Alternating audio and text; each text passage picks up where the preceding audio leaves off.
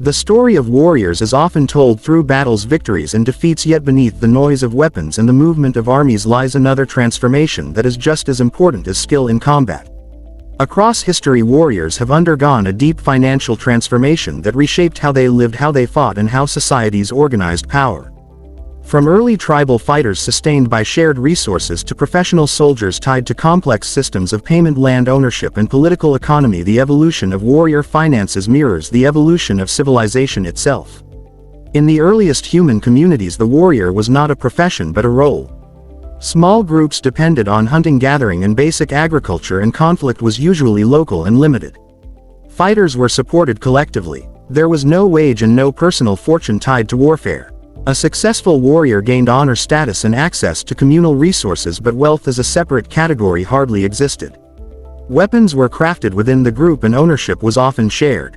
The economy was based on survival, not accumulation, so the financial identity of the warrior was inseparable from the tribe itself. As societies grew larger and agriculture produced surplus, the nature of warfare changed. Surplus allowed for specialization, and specialization allowed some individuals to focus more heavily on fighting. In early river civilizations, warriors began to receive direct material support in the form of food, land or livestock. Payment was still largely in kind rather than in abstract money, but the idea that military service deserved compensation was firmly established.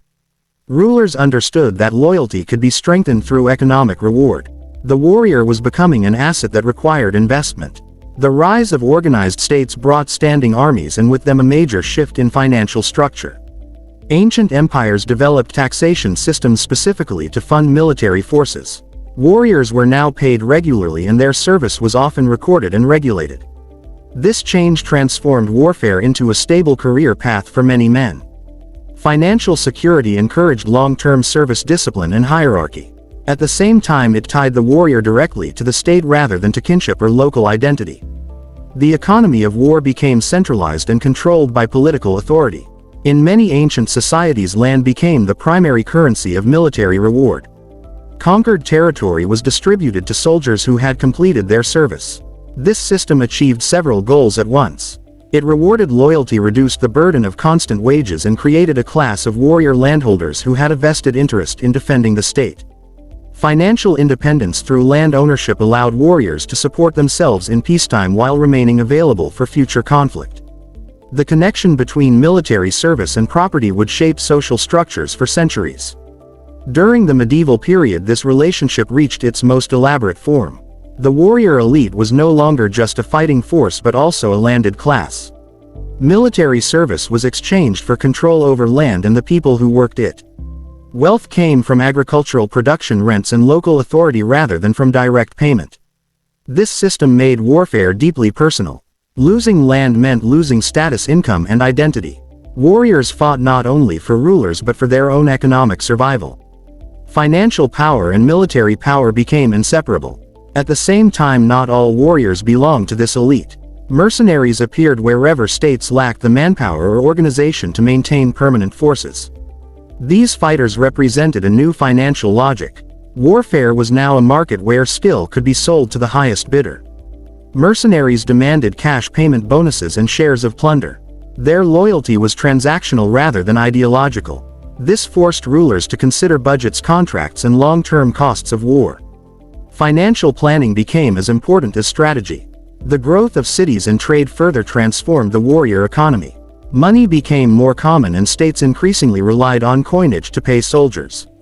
Regular salaries replaced irregular rewards. This shift professionalized armies and reduced dependence on feudal obligations. Warriors became employees of the state, subject to regulations, training schedules and standardized equipment.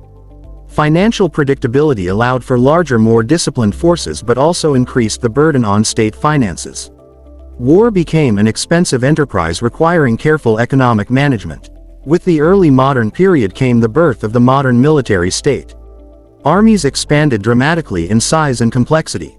Financing them required advanced taxation, credit systems and state borrowing. Warriors were now part of vast institutions supported by bureaucracies, accountants and supply chains.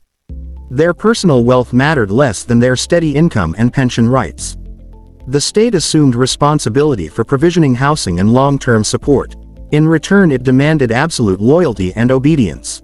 This period also saw the decline of private military entrepreneurship among the elite. Noble warriors gradually lost their independent financial bases and became officers within state armies. Their income depended on rank rather than land. This change reduced internal conflict and strengthened central authority. At the same time, it made warfare more impersonal. Soldiers fought for abstract concepts such as nation and duty rather than for personal property. Financial transformation reshaped not only how warriors lived but also why they fought. The Industrial Age introduced another decisive shift. Warfare became mechanized and required enormous capital investment. Weapons factories, logistics networks, and research institutions became essential to military success. The individual warrior was now only one component of a much larger economic system. Governments partnered with private industry to supply armies. Financial power extended beyond the battlefield into factories, banks, and markets. The warrior economy merged with the national economy as a whole. For soldiers, this meant new forms of compensation and risk. Salaries were standardized, but the costs of war increased. Injuries, psychological trauma, and long-term disability forced states to create veterans' benefits and insurance systems. The financial relationship between warrior and society expanded beyond active service into an entire life cycle. Military service became both a profession and a social contract. In exchange for risk, the state promised long-term support. In the modern world, the transformation continues. Professional volunteer armies rely on competitive pay, education benefits, and career development to attract recruits. Technology has reduced the number of warriors required but increased the level of training and specialization. Financial incentives are designed to retain skilled personnel rather than simply fill ranks. The warrior is now also a technician, manager, and strategist whose economic value lies as much in knowledge as in physical strength. Private military companies represent a return of the mercenary logic in a new form. These organizations operate within global markets, offering security training and combat services. Warriors once again sell their skills directly but within corporate structures governed by contracts and international law. Financial transformation has come full circle, but on a far more complex scale. The warrior is both an employee and a commodity in a global economy. Throughout history, the financial transformation of warriors has shaped social hierarchy, political authority, and the nature of conflict itself. Economic systems determine who fights, how they are motivated, and what they stand to gain or lose. From shared survival to land-based wealth, from state salaries to global contracts, the evolution of warrior finance reflects humanity's search for order, stability, and power. Understanding this transformation reveals that war is never only about violence. It is also about resources, incentives, and the structures that sustain those who fight. In the end, the warrior story is not just a tale of courage or conquest. It is a record of how societies choose to value risk, loyalty, and service. Financial transformation has turned warriors from communal defenders into professionals, from landholders into salaried specialists, from independent fighters into integrated components of vast economic systems. As long as conflict exists, this transformation will continue, adapting to new technologies, new values, and new forms of power.